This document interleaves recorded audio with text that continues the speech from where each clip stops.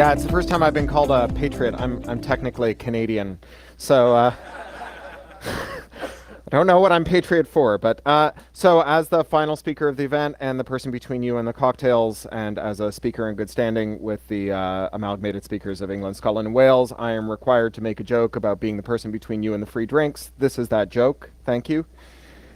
So I want to talk today about how we know when we're winning and what we can do to win more in the fight for a free, fair, and open internet. And I want to start with a little bit of history and contemporary theory about network neutrality, an issue that's been in the news a lot lately. You've probably noticed it.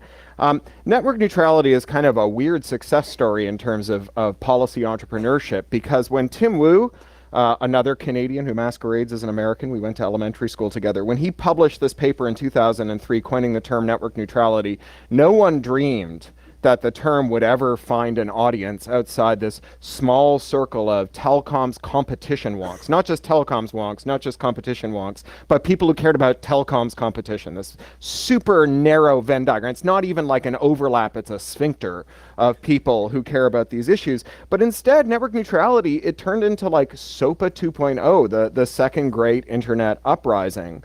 And that's despite the fact that we never changed the name. I mean, John Oliver, who paid a lot of attention to it and raised attention for it, he thought that we should rebrand net neutrality, which was too boring a name, as cable company fuckery, as a way of getting people to care about it. And after that segment aired, the internet everted, right? People started calling their lawmakers. They marched in the street. It was unthinkable when you think about this obscure issue of network management suddenly getting warm bodies out of their seats and in the street. And it worked. In February 2015, the FCC voted to classify ISPs under Title II, and that bound them to follow the net neutrality rules that had already been in effect for most of the internet era. But in the future, as we move to fiber and as cable takes over more of the infrastructure. And they ordered states to end the practice of banning cities from creating their own municipal networks, even in places where there was no other network option, even in places where no one wanted to provide service. There were cities that were banned from providing service themselves. But that was eventually overturned after a lawsuit from the telecom sector challenging the FCC's authority to do that. So that was 2015. And then in 2016, Donald Trump was elected, and he appointed this guy, Ajit Pai, who's a former Verizon executive, to be the new FCC chair. And he had vowed to end network neutrality, and in order to do so, he had to hold these inquiries, these notices of proposed rulemaking, notices of inquiry that are part of the way the administrative branch of government operates. And then he had to throw away everything that people told him. So he had to throw away millions of comments supporting network neutrality. He had to pretend that millions of obvious fake comments opposing network neutrality from dead people or people who came forward to say that they had never opposed network neutrality, or the 1 million people who sent comments opposing network neutrality from Pornhub.com addresses. He had to pretend that all of those were real. And he also had to throw away all of the expert commentary, including letters from the people who had created TCP/IP, who'd founded the first ISPs, who were arguably the country's greatest telecoms experts. He had to throw all that stuff away. And he also had to throw away some other really gold standard evidence about the effect of network neutrality on network infrastructure. So one of his arguments was that when you limit the ability of telcos to charge differentially to services, that you limit their incentive to invest. And he cited as evidence for this that the telcos had told him this, but he ignored something the telcos had said in a different context. When the telcos had been making official disclosures to their investors under the Title II rule that came into effect after 2015, they had said network neutrality has no impact on our investment. It doesn't matter whether there's a neutrality rule or not, we're going to make the same investments. Now, what's interesting about those two different sets of disclosures, the disclosures that the executives made to him at the FCC's hearings and the disclosures that they made to their shareholders, is that under Sarbanes-Oxley, if you lie in your disclosures to your shareholders, you, Mr. Senior Executive in the C-suite, you personally are criminally liable and can go to jail. Whereas if you lie to the FCC, all that happens is the FCC tells you that they're very disappointed. And so as between these two sets of comments, the one saying that network neutrality was a drag on investment, which had no consequences for lying, and the comments that said, we're actually investing just as we always did, and there's no problems with investment raised by net neutrality, which were made under penalty of prison, he decided that the ones made under penalty of prison could be safely discarded, and he should only be listening to the ones made with no penalties for lying. And Pai made it clear that he not only wanted to get rid of net neutrality, he also wanted to salt the earth and make sure that net neutrality never flowered again, that nobody came forward later and said, I miss my net neutrality, or I see net neutrality flourishing somewhere else, I'd like it here. So he passed a rule that said that states could not make their own net neutrality orders. So this is a really interesting reversal. It's a pretty common thing you see in policy circles.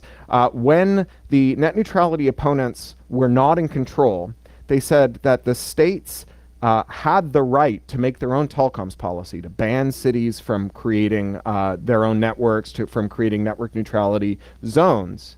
But once the net neutrality opponents were in national control, they said the states had no right to set statewide telecoms policy, that exceeded the authority, and that this was federal jurisdiction. I'm kind of neutral on the question. I'm no Commerce Clause scholar here, but I do point out that if Ajit Pai survives the court challenges that are pending and manages to make rules that say that states are not allowed to overrule the FCC, then the next commissioner we get who's in favor of net neutrality will make net neutrality rules that the states can't override. You can't have your cake and eat it too. So Pai's order, it passed on December 14th, and it doesn't go into effect for a while because it's a dog's breakfast of sort of handwritten annotations by lobbyists inserted at the last minute, and there's a cleanup phase before it actually becomes the law of the land. But more importantly, there's a bunch of courtroom and legal challenges to this rule. One is that the administrative agencies are not allowed to just make policy because they like the policy. They're supposed to be expert agencies and proceed on the basis of evidence. And as you heard, Ajit Pai ignored most of the evidence. And so there are lawsuits on behalf of several states saying that he ignored the evidence. There's also an attempt to recall his rule through something called congressional review. There are 50 senators now who support it. If one senator flips, then it will move to the House. It's tough to see whether it could ever pass the House, at least as it's presently constituted. But on the other hand, network neutrality enjoys crazily high recognition and approval, 87%, according to a recent reliable poll of Americans know that network neutrality is a thing, which is itself remarkable, and support it. And so there are a lot of people fighting contested elections, primaries and elections against people from the other party who, for whom opposing network neutrality is not going to be a donation getter or a vote getter, and who are going to be asked through this congressional review process to go on the record and say yay or nay for network neutrality, not to just be in the room when network neutrality was killed, but to have taken an affirmative step to either kill it or rescue it. And I think that the game theory there is kind of interesting and hard to see how it would go.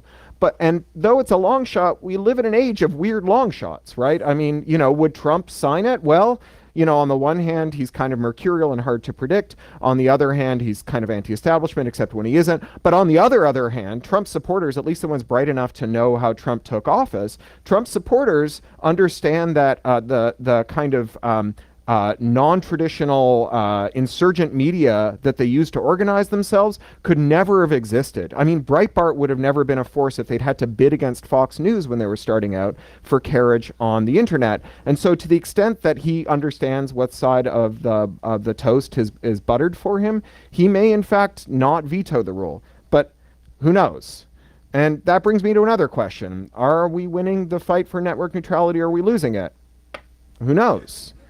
It's the wrong sort of question to ask, because political change is a process and not a product. It's a process governed by four forces. They were laid out by Larry Lessig in a book called Code and Other Laws of Cyberspace in 1999. He says that our code, or that our world, is regulated by these four forces.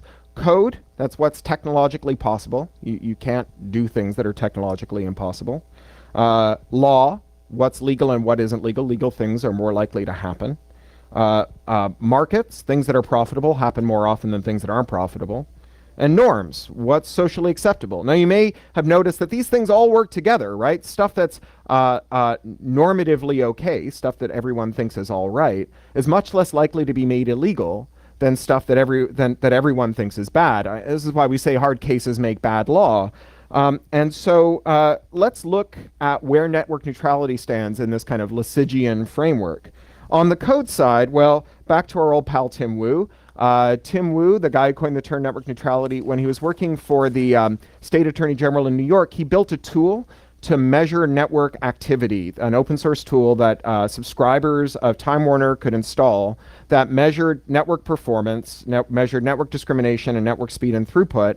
And he used those measurements to go back and accuse the carriers of wrongdoing. He called them to heel by being able to describe in a factual way using data what they were doing, as opposed to kind of these nebulous accusations of screwing around with our network management. He was actually able to show this is where the traffic drops off, this is where you have your choke points, and so on. You can't fight about things that you can't accurately describe, and we have more code than ever. Now, law, well, we got Title II in 2015, this network neutrality rule. And so that was good for us, but now we have this legal challenge to it. And then markets, well, telcos are the original concentrated market sector. Tim Wu, in one of his great papers on competition, copyrights competition policy, he notes that the older a sector is, the more likely it is to become concentrated and cooperative instead of combative, right? Over time, you have winner take all, returns to scale, the number of players in an industry drops to a very small number, and the likelihood that anyone working at any firm has previously worked at one of the other firms goes up and up. And so, this is often a problem when we staff our expert agencies. It's not just that we can't find someone to work at the FCC who wasn't a Verizon exec. We can't find someone to work at the FCC who isn't a Verizon exec who used to be a Comcast exec, right? Because the sectors become very concentrated, very incestuous. They literally intermarry. You have family dynasties, people whose father and sons worked or mother and daughter worked in the same industry. And at that point, they stop going at each other's throats and they start cooperating and going to DC and asking for special favors. And they're often up against insurgent new industries like the internet industry as it was, say, 15 years ago, when you had lots of tiny companies that were attracting lots of investment, yes, but they hated each other's guts. And so they were all after each other. And so it was much easier for firms to come after them. So that was great news, but now the telecom sector, its concentration is leaking into the internet sector. Phone companies are starting to buy online companies. So, in the last round of network neutrality fights, Tumblr, which was then part of Yahoo, was a huge force in support of network neutrality. Now Tumblr is part of Verizon, and it has been a lot more lackluster in its support of network neutrality. So markets aren't necessarily on our side, but the norms sure are, right? Coming out against network neutrality makes you look like a colossal asshole. And so people are showing up and marching in the streets, and they care about this in ways that we've never heard of. Millions of Americans care about telecoms policy. Millions of Americans are able to utter the phrase network neutrality without being put in a bored coma by just the idea of caring about network management. So are we winning or losing on network policy? Well, the answer is both. Last year we leveraged the norms to win a legal battle, and this year the legal side got a huge pushback from the market side. Government got bought out by big telecoms, and this year we've got bigger norms again. So winning and losing, it's the wrong side sort of the question, because the right kind of the question is, how do we win more than we are right now and lose less than we are right now? This is a security problem, right? When you are red teaming your adversary, you look for their weak points and you try and find your strong points and use your strong points to attract their weaknesses. And our strength right now, it's norms. Network neutrality, for all the talking points about how network neutrality is regulating the internet, it's not regulating the internet. I mean, telecoms are regulation. You can't build a phone company without getting governments to give you rights of way through a city. If you wanted to go Galt and build the ultimate market-based phone company without any government assistance, you would have to walk around Los Angeles and buy the right to every sidewalk, every right of way. You'd have to buy the long haul routes between Los Angeles and New York. And as many people have discovered when they're trying to buy that many parcels of land, the value of the last piece of land that you need, as soon as someone figures out that they hold the place where you're going to drive your golden spike, that value goes up to nearly infinity. If you've ever looked at a map of Disney World, you'll see that there's a tiny dot in the middle of Disney World that doesn't belong to Disney. It's exactly how that happened, right? Someone got wind of which shell companies were actually working for Walt Disney, and the middle of his parcel of land, twice the size of Manhattan, was a piece of land that he absolutely could not afford to buy. It currently has a very nice hotel in it. If you want to bargain the next time you go to Disney World, you can stay in that hotel. So telecoms is regulation. We're not arguing about whether or not the government should regulate telecoms. We're arguing about which regulations are appropriate for telecoms. We're asking whether or not telecoms, having been given $1 trillion subsidy from the public in the forms of rights of way, should give the public the stuff that they ask for when they click on links, or whether they should give them the stuff that the public, that their shareholders would prefer them to give, right? Should customers of phone companies be required through regulation to arrange their affairs to the benefit of phone company shareholders or to their own benefit? That's really the regulatory question that we're asking. So are we going to win this time now that we have this normative victory? Well, it's the wrong question, because although it would rock to kick back Ajit Pai in a court of law, and it would certainly rally the troops to the fight when there's a turnover in Congress or a change in the composition of the administrative agencies, if we lost, it would also galvanize tons of people, as we saw when Ajit Pai killed network neutrality in December. So when network neutrality rules are in place, you get businesses that want network neutrality. And when network neutrality rules are nuked, those businesses come to the fore and they help you with it. So you get market forces when the law is there. You lose the market force when the law is taken away. And the bad news is that there is no one way to know that you've won or lost. I mean, think about 1982. In 1982, the FCC broke apart AT&T. But the carriers came roaring back. Of course they did. The carriers did not, those executives at those phone companies, they didn't drop dead or take up Zen Buddhism and move to an ashram. They didn't lose, they just had a setback. And like Voldemort, they worked at the margins, slowly building up their strength, merging all of their baby bells into one giant AT&T. So the industry, so that industry is now united and is fighting against network neutrality, and we have in the online industry entities that are fighting back, but they're concentrating too, and eventually some of them figure out that they would rather work together to fight the new guys who are showing up, and that through a non-neutral internet they can pay for premium carriage that their new competitors can't pay for, and that's actually to their advantage. So we can't necessarily rely on them or not rely on them. In the 2015 fight over Article 2 or Title 2 rather, we had a huge boost from Netflix. Netflix then, in their shareholder disclosures, remember the disclosures that you can go to jail for lying about, said very frankly, and I think with admirable frankness, that although they really support network neutrality in 2016, it's no longer an existential threat to them, right? They've hit that point where they can buy their way to the front of the line, and where it wouldn't be the worst thing in the world if that was what they had to do, because at least they would be able to stop the next Netflix from Netflixing them. So it's just as it's useless to ask whether we're winning or losing, it's useless to ask whether companies are on our side or not on our side. Companies aren't on our side, companies are on companies' side. So the right question to ask is, how can we improve our situation, and under what circumstances will companies come to our assistance in doing that? So I want to apply that to some other issues here. Let's talk about backdoors, keys under doormats. This is the thing that EFF made its bones fighting over in 1992. In 1992, the NSA banned civilian access to strong cryptography. They argued that DES 50 was sufficient for all civilian uses. All of the arguments that we mustered against it that were financial or normative or technical, they were thrown away. So we said, DES 50 is crackable. And they said, well, we hire all the PhD mathematicians that graduate from the Ivies and the Big Ten. Who are you guys to tell us that DES 50 is crackable? The NSA says it's not. And then we tried some technical proof. John Gilmore, who founded the first ISP and was one of the early employees at Sun and helped write GCC. John Gilmore built a purpose-built DES cracker, $250,000 machine that could work through all of DES's key space in 2.5 hours. He said, that's what we're defending all of American finance with. They threw us out. We made economic arguments. We said, the banks can't afford to not have good crypto. They threw us out. But then we made a legal argument. We represented this guy named Daniel Bernstein. You probably know him. He's a famous cryptographer. Back then, he was a UC Berkeley grad student.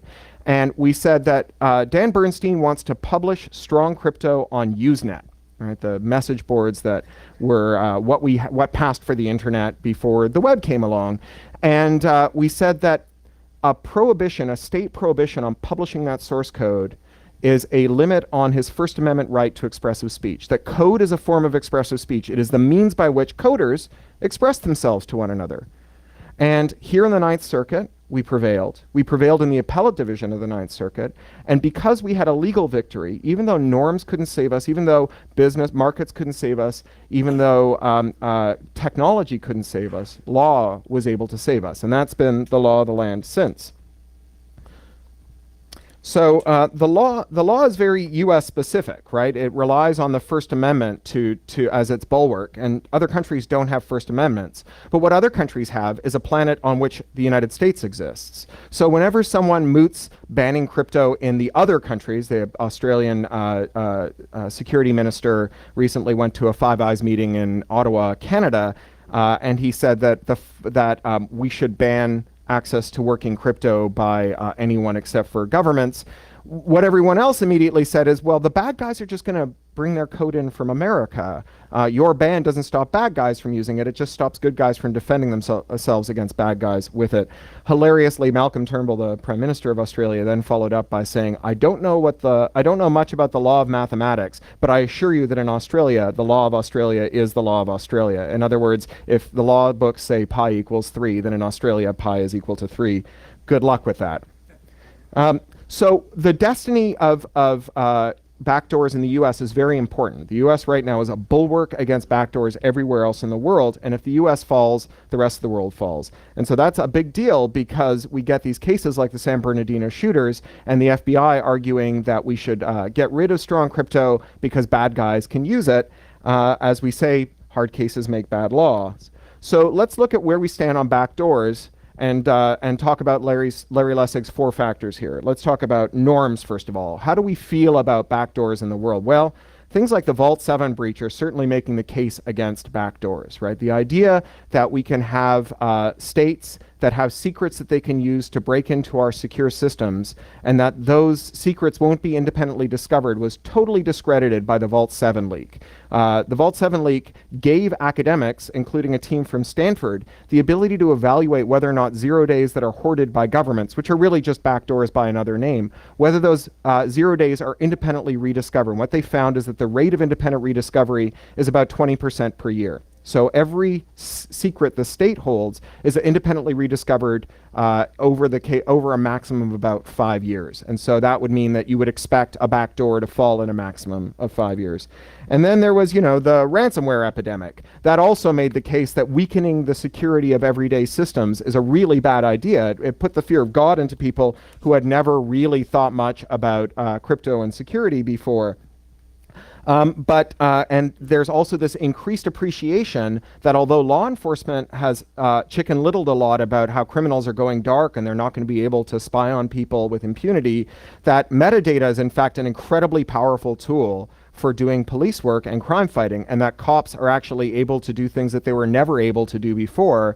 And the fact that they can't go back in time and play back every conversation that we've all had is not a thing that they've lost. It's a thing that they've never had. And that we can still fight terrorism and crime even if we can't backdoor our crypto. But at the same time, we have darknet hysteria, we have the use of cryptocurrency and ransomware, we have real-world kidnappings that are being paid for with crypto. So it's kind of a mixed bag in norms. Now, in markets, there's some pretty good news, right? Full disk encryption is now standard, and companies wouldn't be using full disk encryption if they didn't think customers wanted full disk encryption. We have end-to-end encryption in messaging apps like WhatsApp and now in Facebook Messenger. But the bad news is that AT&T made tens of millions of dollars backdooring its own phone system and then selling access to governments. And the zero-day trade is alive and well. And there are lots of states where there's a thriving market for insecure, deliberately insecure technology. You know, Ethiopia is a good example. It's an effectively a failed state with no inbuilt technological capacity that is nevertheless a really sophisticated surveillance state because they've been able to buy in surveillance equipment from the Western world. At EFF, we represent a client who is in the court records as Mr. Kadani, who is an exiled Ethiopian journalist who lives in Washington, D.C. The Ethiopian government used a zero-day bought from a Western supplier to break into his Skype, to mine his contact list, and then to round up all of the people he worked with in Ethiopia who were opposition journalists and put them in jail and torture them. And so while we on the one hand have markets that are in favor of more secure equipment, there's certainly a lot of money to be made in keeping things insecure at the moment. And then on the law side, well, the First Amendment's still the First Amendment. Bernstein is still Bernstein. We still have the idea that code is a form of expressive speech, but hard cases make bad law. The United Kingdom passed a law that allowed them to do hackback and to hoard 0 days and to do lots of other bad things. That law has just been substantially invalidated by the UK Appeals Court, but it was invalidated on the grounds that it violates European law, which won't be effective in the UK in another 10 or 12 months. So again, kind of a mixed bag. And you have lawmakers and law enforcement mooting weird ideas like responsible encryption, by which they mean crypto that works perfectly when a bad guy is trying to break it, but fails catastrophically when a good guy needs to break it. And math doesn't know whether you're a good guy or a bad guy. So that's where we stand on backdoors. Let's talk a little bit about the war on general purpose computing, by which I mean digital rights management, or DRM. So DRM, it's a stupid idea, right? You can't hide secrets and equipment that you give to your adversary and then hope that they don't find those secrets, right? Like even really good bank safes are kept in bank vaults, not in bank robbers' living rooms. Because once you say, well, we've hidden the secret that stops you from blowing up the consensus hallucination that there's such a thing as streaming and allowing you to actually save those Netflix videos that you're only supposed to be streaming and not saving to disk. But once we give everybody who wants a Netflix account, and with it an app that has the keys necessary to blow up that consensus hallucination, then we give the keys to like bored grad students who have an electron tunneling microscope and a bunch of undergrads and nothing to do this weekend. And they find the keys, right? The security model where you hide keys in equipment you give to your adversary, the technical name for it is wishful thinking, right? The way you keep keys secret is by not telling people you don't want to know the keys what the keys are. Anything else doesn't work. But even though it's stupid, it's not harmless. This very fragility of DRM has required the erection of an infrastructure to support it, but not a technical infrastructure, a legal infrastructure. Under Section 1201 of the Digital Millennium Copyright Act, 1998 law passed under Bill Clinton, it is a felony punishable by a 5-year prison sentence and a $500,000 fine to weaken or bypass DRM.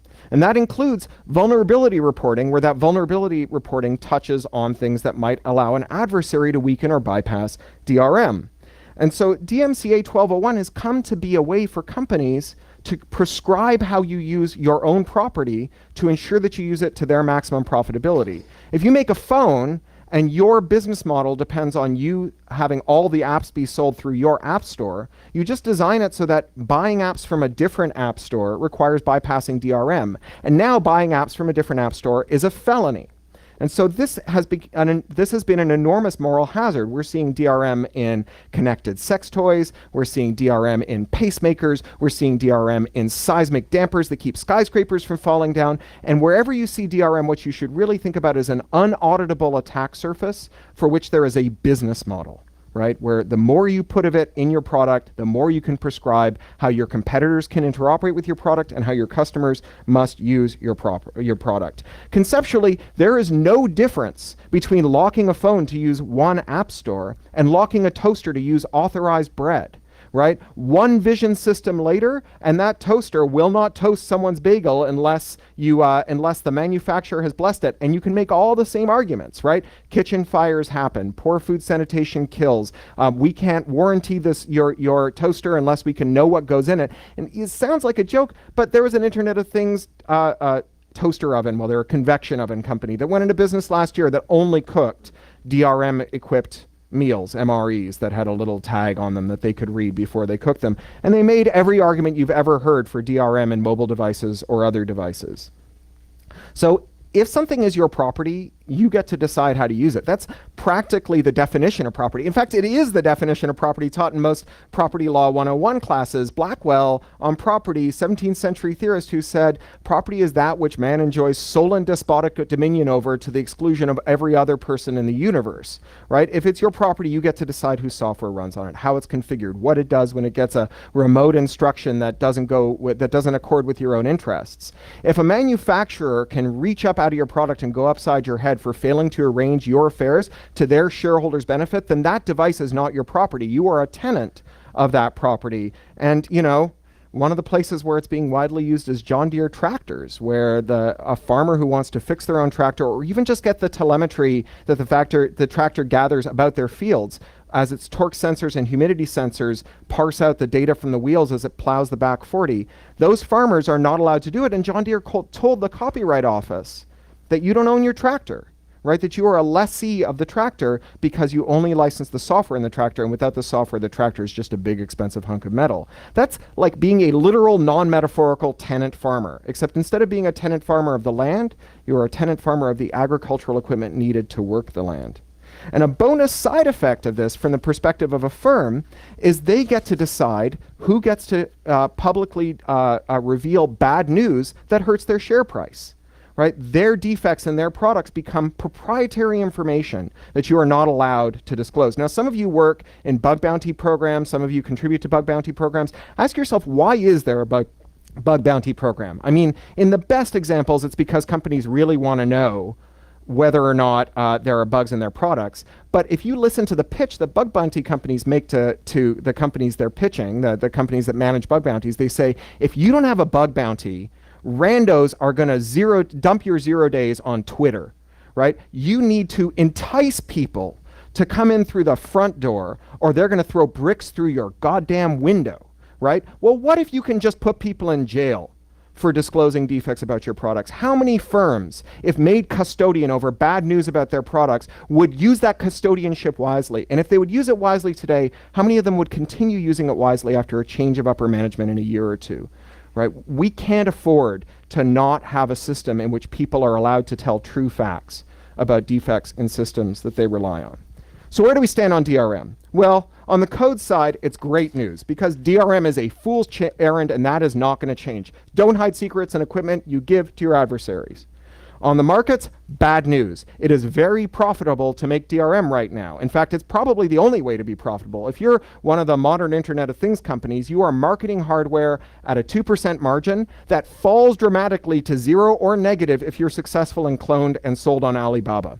And so the only way to make money is through the ecosystem, locking down and controlling parts, consumables, service, and gathering data. So Internet of Things devices tend to be as surveillant as possible. They want to gather as much data as they can because that is the thing that might get the firm purchased. These firms have 6 months to a year of runway. If they breach all of that data in 6 months to a year and they haven't found another a suitor to buy them out, then they're bankrupt and it doesn't matter to them.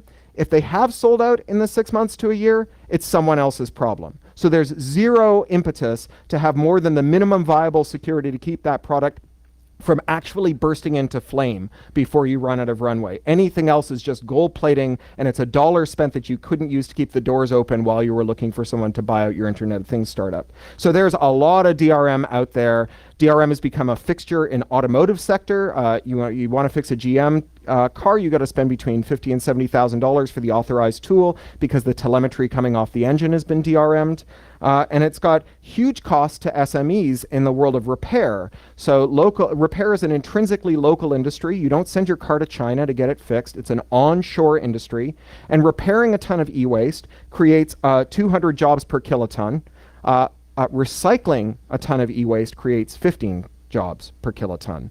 But manufacturers don't want independent repair, and manufacturers want to be able to declare an arbitrary end of life for products and say that this product is no longer available for sale and will no longer be serviced. And so they have increasingly used DRM to lock down the servicing of their products so that adding a new part and then activating it requires knowing an activation code. This is usually pitched as an anti-counterfeiting measure, but it has this wonderful side effect for them of allowing them to lock down the service market.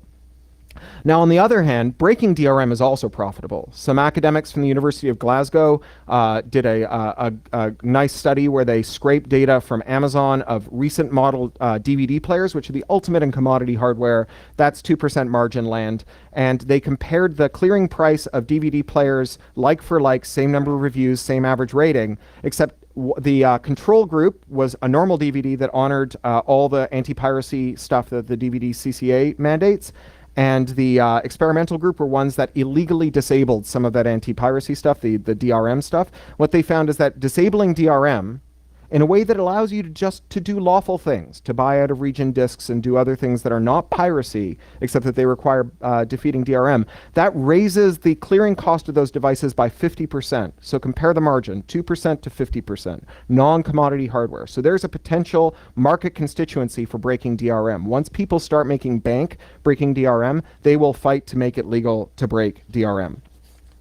So how about on the norm side? Well, people are starting to wake up to DRM. Jailbreaking is a huge issue in more and more communities. Gamers want to jailbreak, phone owners want to jailbreak, printer owners really want to jailbreak, people are starting to understand that when your device says that it won't let you do something, that it's not because it doesn't have the technical capacity, it's because it's decided that you don't deserve to do it.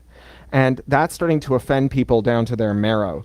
On the other hand, states generally like DRM because DRM is very surveillant. Once you have code that can run without the user knowing about it or the user being able to terminate it, then any kind of lawful interception backdoor that runs in that kind of ring -1 zone, that zone where even if you're root, the computer will lie to you about whether or not the process is running, that's great news for lawful interception tools. And so it's kind of hard to get states to step up to the plate and pass laws legalizing something when they depend on it being illegal. But on the law side, it's actually not terrible. We at the Electronic Frontier Foundation, we sued the U.S. government in summer of 2015. We represented two clients. One is Bunny Wang, who's a legendary hacker. He broke the Xbox. He is an MIT Eng PhD. He's a Media Lab affiliate.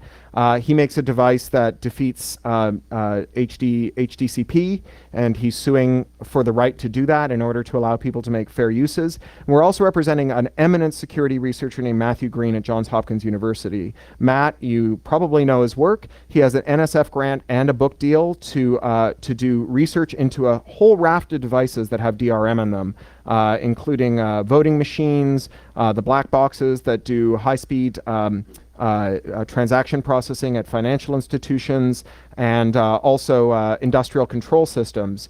And we're suing on both of their behalf to invalidate Section 1201 and make it legal for anyone to do these things, to show that these violate the First Amendment.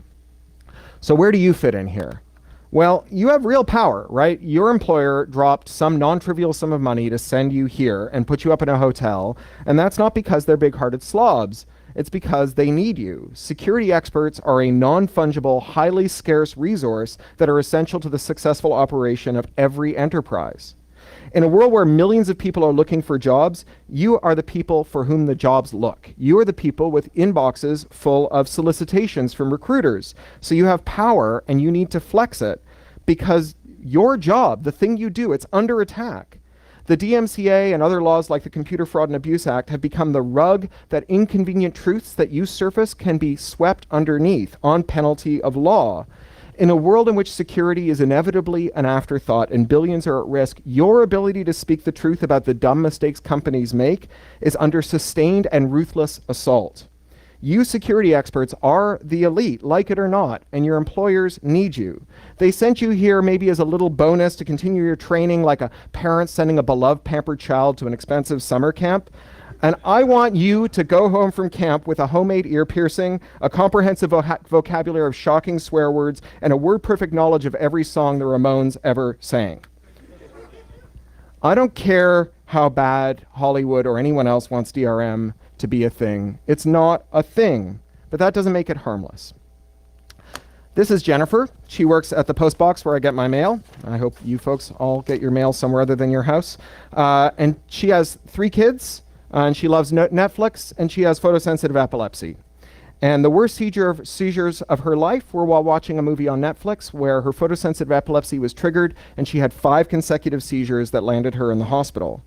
There are not enough human video watching hours remaining in our species' future history to watch every video online and tag it and add assistive tracks to it and shift its gamma for people with color blindness and mark out all of the strobe effects that might trigger seizures. But we can do all of these things with video if we can use code on them, if we're allowed to run the code. If it's not a felony punishable by a 5-year prison sentence and a $500,000 fine by getting around DRM. Except that the W3C just standardized DRM for streaming video and refused our proposal that members of the W3C would have to promise not to invoke the DMCA when people were doing accessibility work or reporting security defects or doing otherwise lawful activities. Now, you and I, we are only temporarily able-bodied. If you live long enough, you will be a person with a disability. The principle that technology should be configurable to suit the needs of disabled people is not an act of charity the able-bodied do for the disabled. When you secure that principle, you protect your own future self. In just the same way that installing an unauditable attack surface in the browsers used by 3 billion people is bad news for you, it's also bad news for everybody else. So what can you do? Once again, your employers need you. You signed up to make computers safe for people, not to help the cause of making people subservient to computers. If your boss wants you to design DRM, then they're asking you to do something that is both delusional and dangerous. It is a catastrophically bad idea to redesign computers so that they treat their owners as their enemies. Thankfully, it's also a catastrophically stupid idea. The future will not be full of theoretical computers that are Turing complete except for that one program we wish people wouldn't run. I didn't come here today to make you feel shitty about your job. But if thinking about how you are helping your boss be on the wrong side of history is making you feel shitty, then I invite you to do something about it. So we have this idea in behavioral economics called the Ulysses Pact. Ulysses was an early hacker. He knew that the standard protocol for sailing through the sea of the sirens was to fill your ears with wax so that the siren's song couldn't tempt you to drown yourself in the sea.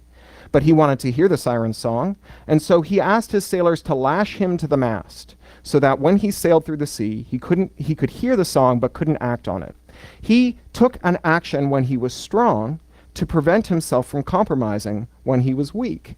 This is a time-honored principle in behavioral economics. If you've ever thrown away the Oreos the day you started a diet, you were engaging in a Ulysses Pact. And I'd like to propose a Ulysses Pact for you in 2 parts. The first one is that devices should obey their owners. Even though there are lots of times in which the world would be a better place if devices didn't obey their owners, designing devices so that they occasionally allow remote parties to override their owners, it has much worse consequences than anything we do when we can override those users at the console. And the second one is that it should always be legal to disclose defects in systems that people rely on. Telling the truth should always be legal. And I ask you to pledge never to contribute to products or designs or activities that undermine these principles, to be hardliners for it. The way you can tell that you're trying hard enough is that they're calling you an unrealistic fanatic about this. Now, we are not going to win this fight. This is not the kind of fight you win. This is the kind of fight you fight forever. Because so long as computers are important to people, someone will always want to use computers to take away our rights, not to help us exercise them. The principle of computers as tools to enable and improve the lives of people who use them will always need defenders. As Aaron Swartz said shortly before his death, it is no longer okay for politicians not to understand how technology works. You who knows how the internet works, you have a duty to find ways to make it, to not just to make it easy for the people you love to use computers, but to understand those computers. Your foreseeable future will be filled with people pressuring you to make bad metaphors real, to break your crypto, to DRM your tools, to deneutralize the net, and you can fight them. With the help of everyone, you can fight them because we all depend on the internet. It is the nervous system of the 21st century. We are in a race between the point of peak indifference, when the number of people who fight on this only grows and grows, and the point of no return, when it's too late to do anything about it. And you can help pick the winner. Organizations, whoops, where's my last slide? It's gone. All right, well, there's just one last slide there. It was those two principles again. Organizations like Creative Commons and Electronic Frontier Foundation and the Free Software Foundation, Electronic Frontiers Alliance, a network of campus organizations, we need your support, but not just in the form of memberships and donations, although we need those too. We need your support to help us win this race between peak indifference and the point of no return, to build a future in which which computers are programmed by people, not in which people are programmed by computers. And together, we can realize that dream. Thank you.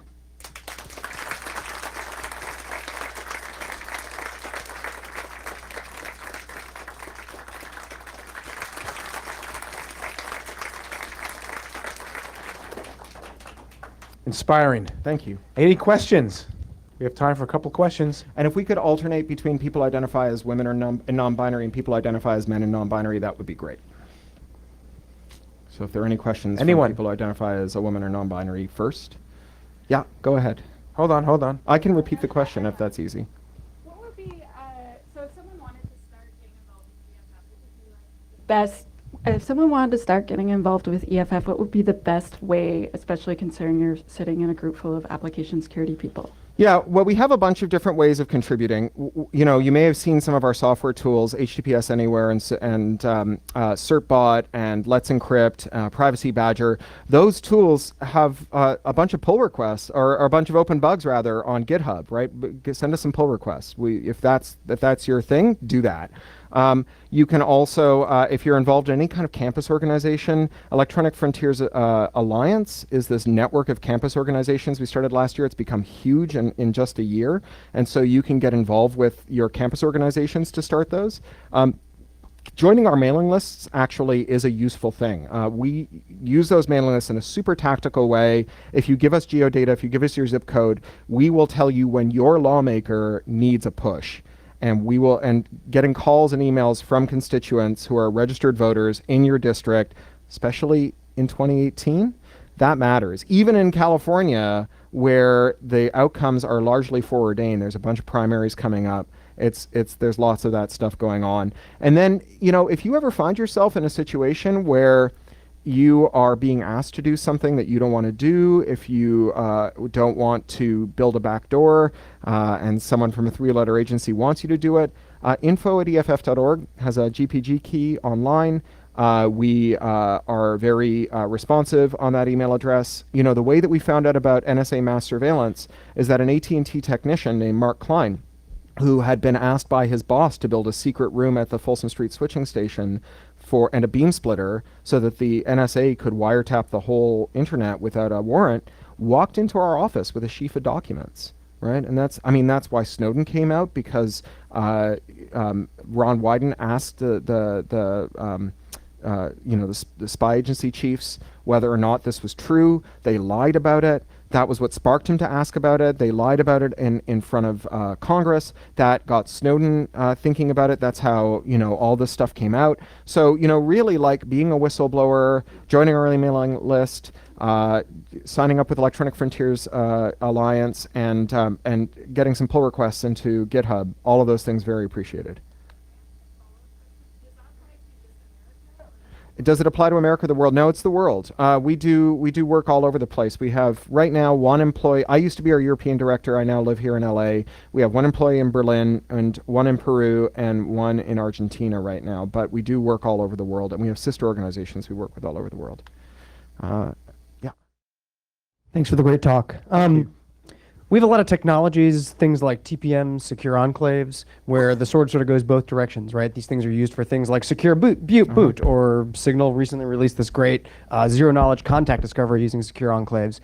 So how do we have these awesome technologies that do super important things, which you were advocating for early on, while avoiding their use or abuse for things like DRM, which is what really makes the HTML5 stuff scary? So there's an interesting paper that my colleague Seth Schoen wrote when the first Palladium systems were mooted, which then became NGSTB and then became TPM.